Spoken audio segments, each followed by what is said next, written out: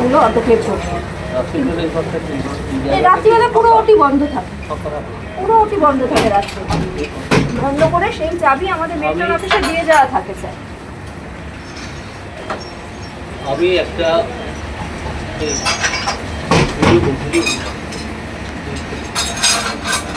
আমি একটা ঘরের সামনে দাঁড়িয়ে আছি, যেটা অভয়ার মৃত্যু মামলায় একটা গুরুত্বপূর্ণ জায়গা। এই ঘরটা এখনো পর্যন্ত সিল করা।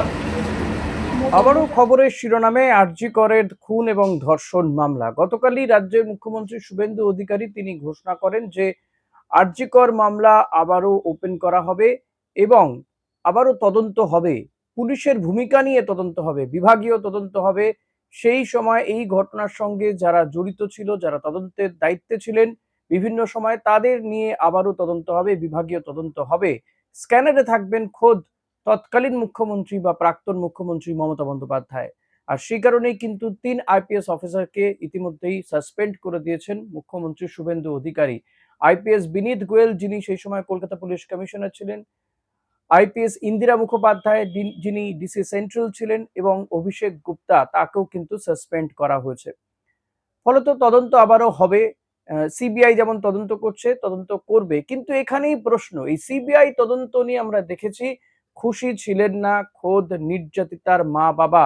এখন ওই অভয়ার মা, তিনি বিধায়ক, বিজেপির টিকিটে পানিহাটি থেকে জিতে বিধায়ক হয়েছেন, তিনি আবারও মামলা করেছেন হাইকোর্টে গিয়ে। পানিহাটি তৎকালীন বিধায়ক বা প্রাক্তন বিধায়ক নির্মল ঘোষ সহ আরো ৩ জনের বিরুদ্ধে তাদেরকে গ্রেফতারের দাবি জানিয়ে মামলা করেছেন। আর এরই মধ্যে এই ঘটনার চাঞ্চল্য ছড়িয়েছে আজকে প্রাক্তন বিচারপতি তথা মুখ্যমন্ত্রীর নিজের জেলার সাংসদ, তমলুকের সাংসদ অভিজিৎ গঙ্গোপাধ্যায়ের একটি ভিডিওর জন্য ভিডিও প্রকাশ করেছেন তিনি, যে ভিডিওতে তিনি দাবি করছেন আরজি করে একেবারে তিনি ওই যে ঘটনাটা ঘটেছিল সেই বিল্ডিং এ তিনি পৌঁছে যান ৮ তলায়, এবং একটি ঘর সিল করা ছিল, যেই সিল করা ঘরে নাকি রক্তমাখা গ্লাভস সহ আরো অনেক কিছু ছিল, কিন্তু সিবিআই সেটা তদন্তের আওতায় আনেনি, ঘরটা খুলেই দেখেনি আজ পর্যন্ত। আর এক্ষেত্রে অভিজিৎ গঙ্গোপাধ্যায়ের কিন্তু নিশানায় তদন্তকারী অফিসার সীমা পাহুজা, তাকেও তিনি তদন্তের আওতায় আনতে বলছেন। তার গুরুতর অভিযোগ, বিস্ফোরক অভিযোগ করেছেন অভিজিৎ গঙ্গোপাধ্যায়, যে এই যে ঘরটি পেছন দিক দিয়ে যেখানে গিয়ে সিঁড়ি দিয়ে নেমে যাচ্ছে, সেখানে ভারী কিছু নিয়ে যাওয়া হয়েছিল, সম্ভবত সেটা দেহ, এবং এই একজন নার্স সেটা ভিডিও করেছিলেন, কিন্তু সীমা পাহুজা ওই ভিডিও তিনি দেখার পরেও তিনি ডিলিট করে দিতে বলেছিলেন। এমনকি এই ভিডিও কথা তিনি কোথাও গিয়ে উল্লেখও করেননি। ইতিমধ্যেই আমরা জানি এই ঘটনায় দোষী সাব্যস্ত সঞ্জয় রায়, সে জেল খাটছে। কলকাতা পুলিশও তাকে দোষী প্রমাণ করেছিল এবং সিবিআই তারাও বলেছিল এই সঞ্জয় রায় মূল দোষী, কিন্তু তারপরেও সিবিআইয়ের ভূমিকা নিয়ে কিন্তু প্রশ্ন থেকেই যাচ্ছে। নির্যাতিতার বাবা, নির্যাতিতার মা, এমনকি জনমানসেও কিন্তু যথেষ্ট প্রশ্ন রয়েছে যে সত্যিই কি সঞ্জয় রায় অভিযুক্ত ছিলেন। অভিজিৎ গঙ্গোপাধ্যায় তিনি আরজি করে দুপুর নাগাদ পৌঁছে গিয়ে ঠিক কি করেছেন, কি ভিডিও তিনি প্রকাশ করেছেন দেখুন। এছাড়া সিআইএসএফ এর পাহারায় পুরো হসপিটালটাই আছে। তারপর স্যার দুদিন শুনেছিলাম যে সিবিআই নাকি আসবেন দেখতে, কেউ কিন্তু আসেনি। আমরা দুদিন 9টা পর্যন্ত ছিলাম, আমি আর আমার সিস্টার ইনচার্জ, কিন্তু আজ পর্যন্ত সিবিআই এর কেউ এই ঘরটা খুলে দেখার চেষ্টা করেননি যে এর মধ্যে কি আছে। অথচ জানা যাচ্ছে এর মধ্যে ব্লেড, রক্তমাখা গ্লাভস ইত্যাদি সব পড়ে আছে, যা এখানে থাকার কথা নয়, তবু এগুলো আছে প্রত্যেকে। সেই তদন্ত সিবিআই করেনি। আমি বিশেষ করে দোষ দেবো সীমা পাহুজা, যে অফিসারের দায়িত্ব ছিল এই ইনভেস্টিগেশন, তিনি তার কর্তব্য পালন করেছেন। সীমা পাহুজার বিরুদ্ধে এখনই পদক্ষেপ নেওয়া দরকার, কিন্তু তিনি কেন এটা করেন। আজ পর্যন্ত এই দরজা খোলা হয়নি। এই দরজা খুললে অনেক এভিডেন্স পাওয়া যাবে, কীভাবে কী হয়েছিল, কার রক্তমাখা ব্লেড, কার রক্তমাখা গ্লাভস, দেয়ালে কার রক্ত, এগুলো সব পাওয়া যাবে।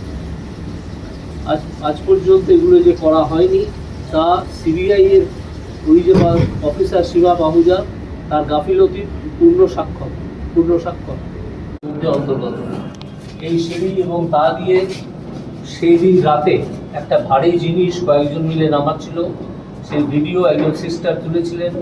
সেই ভিডিও সিবিআই সেই সিস্টারের কাছ থেকে নিয়ে নেন এবং সেই সিস্টারকে বাধ্য করেন তার নিজের ভিডিওটা মুছে ফেলতে। সিবিআই সেই ভিডিও এখনো পর্যন্ত দেখায়নি, অর্থাৎ আমি আবার বলছি, সেই সীমা পাহুজা যে আধিকারিক ছিলেন এই তদন্তের দায়িত্বে, তিনি সেই ভিডিও লুকিয়ে ফেলেছেন, আজ পর্যন্ত সেটা প্রকাশ করেন। এই সিঁড়ি দিয়ে কী নামানো হচ্ছিল?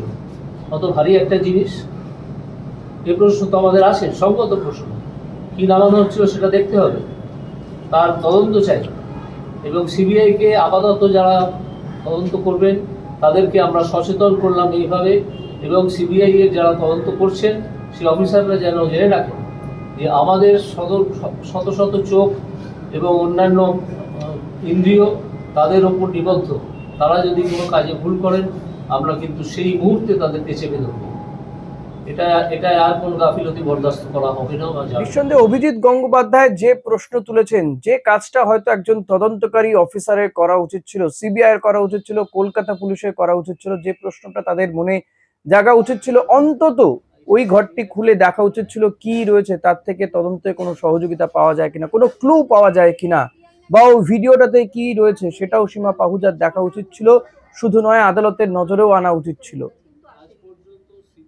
এখানেই কিন্তু প্রশ্ন থেকে যায় সিবিআই তদন্ত নিয়ে। সিবিআই তদন্ত নিয়ে আমরা দেখেছি তৃণমূল কংগ্রেস সহ বাম দলগুলো প্রত্যেকেই অভিযোগ করেছেন বারবার যে সিবিআই কে দিয়ে রাজনৈতিকভাবে তদন্ত করানো হচ্ছে, রাজনৈতিকভাবে ব্যবহার করা হচ্ছে। সিবিআই এর এফিসিয়েন্সি নিয়ে প্রশ্ন উঠেছে, সেই প্রশ্ন কিন্তু অভিজিৎ গঙ্গোপাধ্যায় তিনি নিজেও তুললেন। একজন শাসক দলের সাংসদ হয়ে, বিজেপির সাংসদ, তিনি কিন্তু এই প্রশ্ন তুলছেন এবং এই সীমা পাহুজার ইনএফিসিয়েন্সি তিনি একেবারে দেখিয়ে দিচ্ছেন। এফিসিয়েন্সি নিয়ে তিনি প্রশ্ন তুলছেন যে কি করে এরা তদন্ত করেন, কি করে সিবিআই এ যুক্ত হন। তাই এই সীমা পাহুজাকেও তদন্তের আন্ডারে নিয়ে আসা উচিত। নিঃসন্দেহে 2024 সালের 9ই অগস্ট আরজিকর হাসপাতালে যে ঘটনা ঘটেছিল, যে ঘটনা আমাদের দেশের মানুষকে শুধু নয় গোটা বিশ্বের মানুষকে নাড়িয়ে দিয়েছিল। রাজ্যের মানুষ রাস্তায় নেমেছিলেন, রং বর্ণ নির্বিশেষে রাত দখল হয়েছিল। তারপরেও এই ঘটনার তদন্তে যথেষ্ট ঢিলাঢালা মনোভাব ছিল পুলিশের, এবং যে কারণে সিবিআই কে তদন্ত দেওয়া হয়, কিন্তু সিবিআই তদন্ত নিয়েও প্রশ্ন ওঠে। এখন অভিজিৎ গঙ্গোপাধ্যায়রা যে প্রশ্ন তুলছেন, সেই প্রশ্নের উত্তর কি পাওয়া যাবে? সত্যি কি আরজিকর রহস্যের কিনারা করতে পারবে সিবিআই, নাকি সিবিআই এর থেকে তদন্ত বা এই সীমা পাহুজার থেকে তদন্ত বা অন্য কারো হাতে দেওয়া হবে? কেই বা করবে এই রহস্যের কিনারা? নজর রাখতে হবে সেদিকে।